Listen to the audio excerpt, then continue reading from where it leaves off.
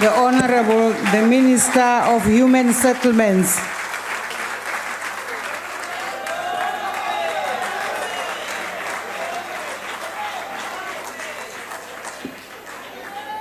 Thank you very much, Honorable Speaker. Honorable Speaker, I would like to make a request to you to look through the rules of Parliament and find if it is admissible in this House that a member can stand here and cast aspersions on ministers who serve in this government. My request to you is to look at the rules of Parliament and advise us on this matter. Honorable Maimane. Order, honorable members. Order. On a point of order, Speaker. What's the point of order, Honorable Shibambu? The point of order is that when a member of Parliament is of the view that a certain rule of Parliament has been violated, they rise on a point of order and immediately indicate that there's been a violation of a rule, and then give you an opportunity to rule on it, and not opportunistically take a podium and do what the Minister of Human Settlement is doing, because it's totally out of order to want to abuse that Honorable Shibambu, for things which otherwise are provided for. The point of debate is taken. Honorable Minister, please proceed. My request stands, Honorable Speaker. Honorable Speaker, I find that it is absolutely dishonorable for Honorable Maimane to take credit for the change of government that was a structural.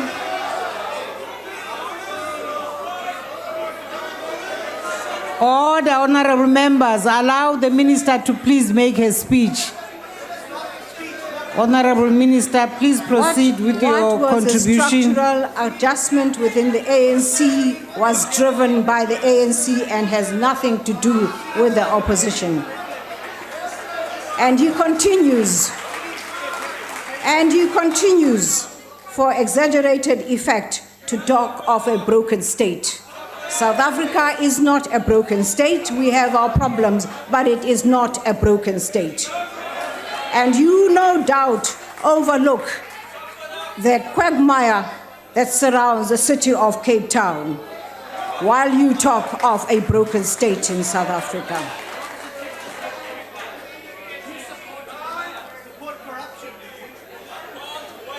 Madam Speaker, let me join everybody in congratulating you, Honorable Comrade President, on being elected the President of our Republic, and reiterate the good wishes and confidence of our party that the Chief Whip has conveyed to you. I would like to join the Chief Whip too in thanking you in acknowledging the contribution of former President Zuma in the struggle and in government. It was the right thing to do, and it helped cement a message that the change of government was not out of malice. He's a leader of our organization and a former president. The State of the Nation address that you delivered on Friday, the 16th February in 2018, removed any doubt that could have existed that your ascension to the presidency was indeed timely. It has already helped the country to regain its focus and imbued our people with much needed renewed energy.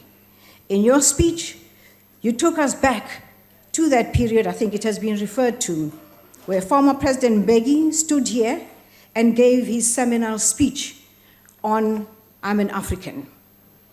It took overwhelmingly everybody in this room with him, and in the euphoria that followed, there was unanimity that we were one. We're all of us one, we're Africans. Similarly, after your speech, there was a unanimous feeling of joy and approval, and the entire chamber rose as one to applaud the renewed hope that you gave. Hope, Mr. President, is the most fertile state of mind to drive a people forward. You change the collective country's thoughts from concentrating on negativity to a positive mood. Your closing paragraph, as has been mentioned, was singularly touching when you invoked the appropriate message that you borrowed from our own recently departed African jazz giant Hugh Masekela, and you asked us to send you. And in essence, you were asking all of us to follow suit and each one of us to volunteer to be an activist of this renewed hope.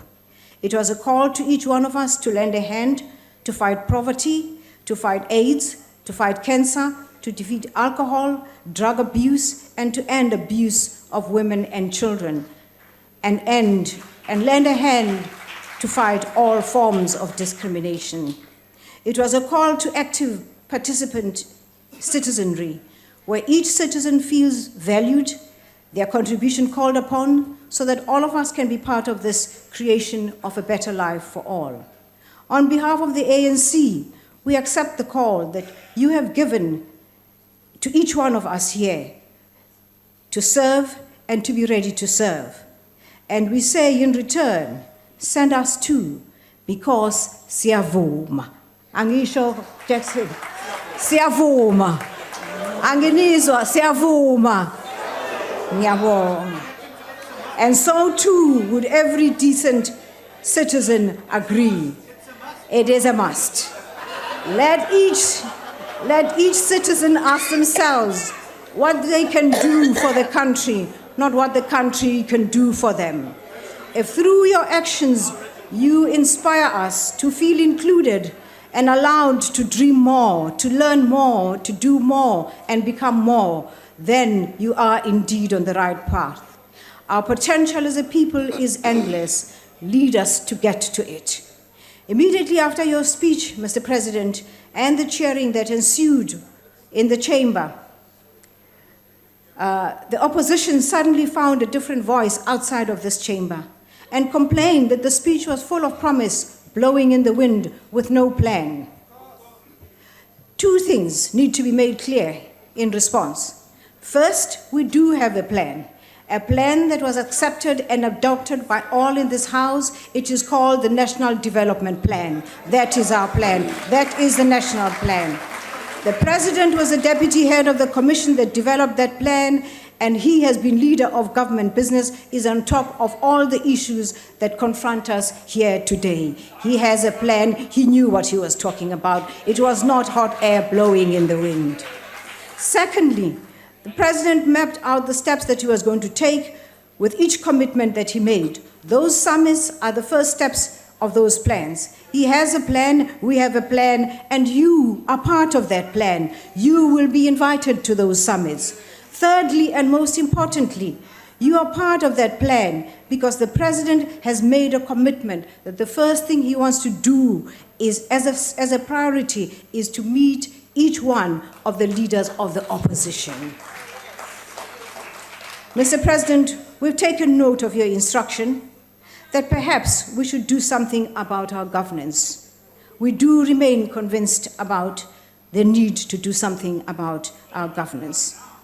Perhaps the review of the size and structure of government departments is one of those things that we would be looking at.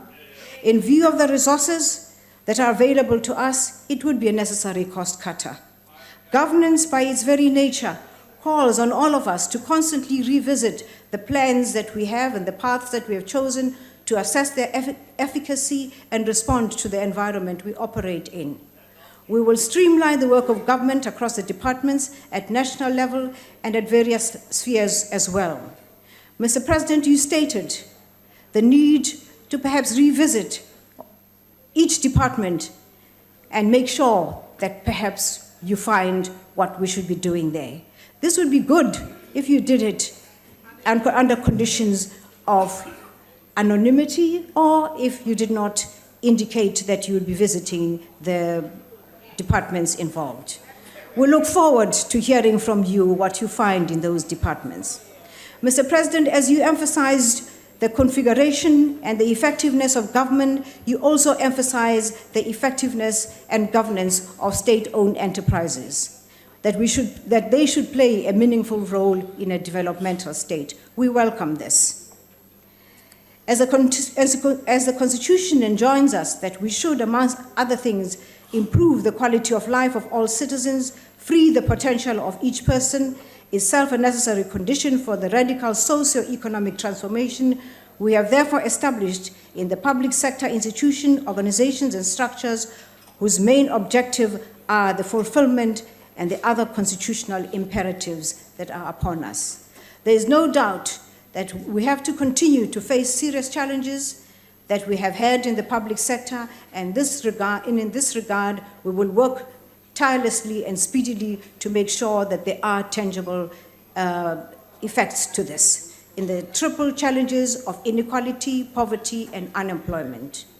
The issue you raise, Mr. President, the issues indeed that you raise are not only important to the governing party, they are of national importance, provincial importance, and at local government as well. The need to focus on building a capable state is an issue that all political parties should be concerned about and in fact rally around. We can start with having a capable state around the city of Cape Town. We may contest for political power, we are granted, and based on our differing notions on the future of the state, but we should all agree that we need a capable state for the future of our children. In 2011, it became very clear from an effective and efficient and capable state point of view that we dream of, for the purposes of complying with constitutional requirements of public administration and for the purposes of dealing with a myriad of problems pointed out by the Auditor General, the Public Service Commission, and other Chapter 9 institutions to do something about the state of governments. In pursuance of this, we established a commission, and after that, we had the Public Administration Bill in place, which acts as an instrument to guide all of us in having proper administration of government. And in this, we streamlined both the national, provincial, and local government. The PAM Bill is a corrective and proactive regulatory instrument. It is corrective in the sense that it is a response to many structural human weaknesses that continue to bedevil the public service. These weaknesses have been captured by the National Development Commission's diagnostic report, and these have continuously been reported to us. The need for further elaboration on the PAM Bill is with us, and if we focus on that, we will get the basis of a capable state ongoing. We can do better.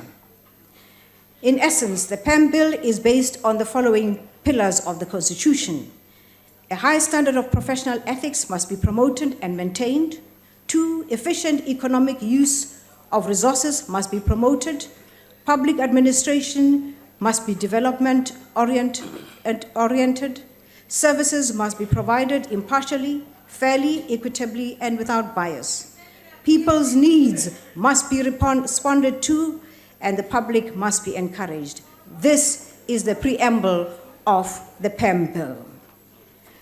Mr. President, I take the occasion now to go on to say that the issue of corruption that you mentioned is something that is very central to the PAM Bill, very central to our concerns, and we have dealt with it, and we will continue to look into this matter. We now have a Development and Planning and Monitoring and Evaluation Department created in 2014, where the 2 ministries in the presidency were merged. We now have a mandate paper that guides government. We need to strengthen these by conducting more inside monitoring, Mr. President, alongside with you. The National Development Plan is instructive in the steps we take to improve the delivery performance of the state, and it is notable that the example that is used in this is that of water. Not water now, but generally at the point at which the National Development Plan was put in place. And this is what it says, I quote, "The public needs a clearer sense of who is accountable for what. There is a need to have systems to hold all leaders in society accountable for their conduct. Weak, poorly performing systems make it hard to attribute responsibility, with the frequent result that no one is accountable in the end. The plan cites the example of what happens when water in a town is found to be undrinkable, or the situation that we find ourselves in Cape Town. The media blames the Minister of Water Affairs, the community blames the mayor blames the head of the water utility. This comes from the NDP, if you haven't read it. The mayor blames the head of the water utility. The head of the water utility blames the technical engineer. The engineer says the maintenance budget has been cut for the past 3 years and now the water is undrinkable. The head of the finance in the municipalities that the budget was cut because personnel costs have crowded out maintenance expenditure, and so it goes on and so it goes on. So South Africa's intergovernmental system, complex as it is, needs to be managed, and it needs to be managed now.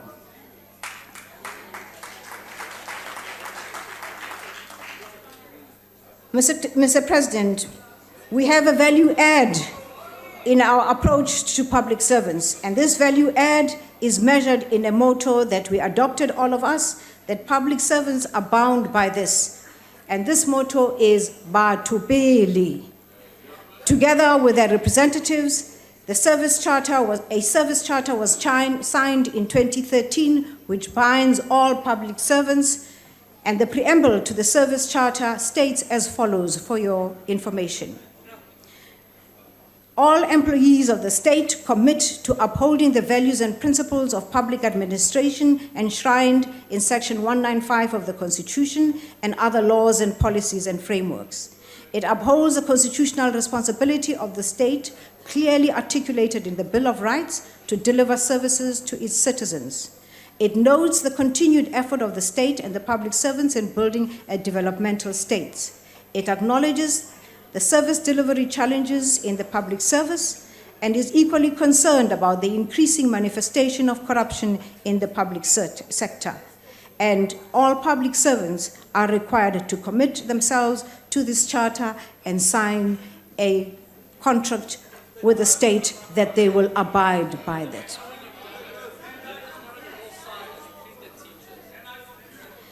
Mr. President, at this point, I wanted to bring to your attention a request that has come to me to send to you, Mr. President. The request is, in the heyday of our changeover of government, the media followed us everywhere and suffered overwhelming fatigue. We have learned with regret that Peter Ndoro has lost his job. Mr. President, we ask you to stand up and assure the country that he has not killed you. You are alive, that you have forgiven Peter Ndoro. And because we think he is an outstanding representative of this country. In conclusion,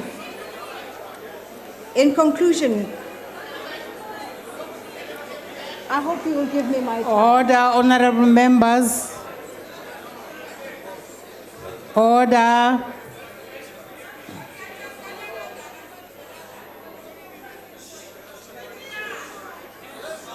People hadn't gotten the news about Peter Ndoro, so there's a bit of confusion. I am so sorry. I was conveying to the President our concern about the fact that we in the ruling party have kept the media on their toes and maybe have done them harm. And the President needs to indicate he's still alive. He has not been killed. He has not been killed. Shall I continue? Please proceed, Honorable Minister. Order, honorable members. Allow Honorable Minister to finish. What? Please, Honorable Minister, just finish your speech. Right. You're the biggest one. This is a message to the President. Mr. President, what destination should those steering the Republic keep their eyes fixed upon? By what cause should they guide us there? The answer to what most reasonable, decent, and blessed people always desire, namely a better life for all and honor. Those who wish this are our best citizens. none of whom are here. Those who make it happen are our best leaders over there and are considered to be our saviors. These people who govern us, Speaker, I do request your protection as I close. Honorable Minister, you are protected. Thank you. Please finish. Mr. President. Order, honorable members. Honorable members, order.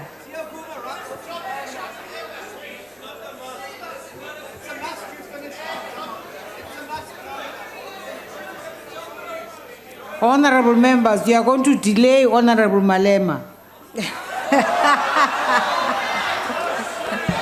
Thank you, Speaker. Can the minister sit down? Clearly No. she's done. No, she must just finish her speech. But she doesn't know what she wants to say now. Please take a seat, Honorable. Our people are Dozie. waiting for the president to speak now at home. Honorable Dozie, sit down. Let the minister finish off her speech. Those people who govern us should not ever be carried away by their own political power, that they turn away from the promise to our people. But neither should they embrace a peace that is dishonorable and a state that is dishonorable. The founding principles of our republic, the essence of a better life with honor, the values that our leaders should defend and guard with their very lives if necessary, are those respecting the religion of our people, the Constitution, discovering the will of the people, and making sure, please, Honorable Speaker, protect me from these people.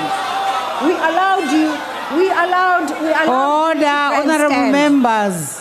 We allowed you to grandstand. When you are talking incessantly, she can't even hear herself think. Please give the minister a chance. Speaker. Order, Speaker. What's the point of order, Honorable Lindiwe? Can you allow our president? Our people are waiting to hear from the president.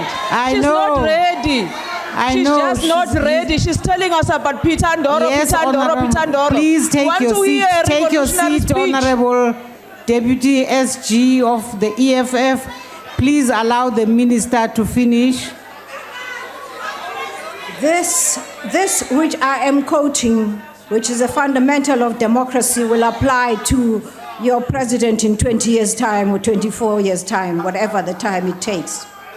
What I wanted to say, Mr. President, to you in particular, is that the authority of state is vested in this parliament, obeying the law, valuing the traditions of democracy, upholding the courts and their verdicts, and practicing integrity, defending all of us and defending the country, standing up for our country.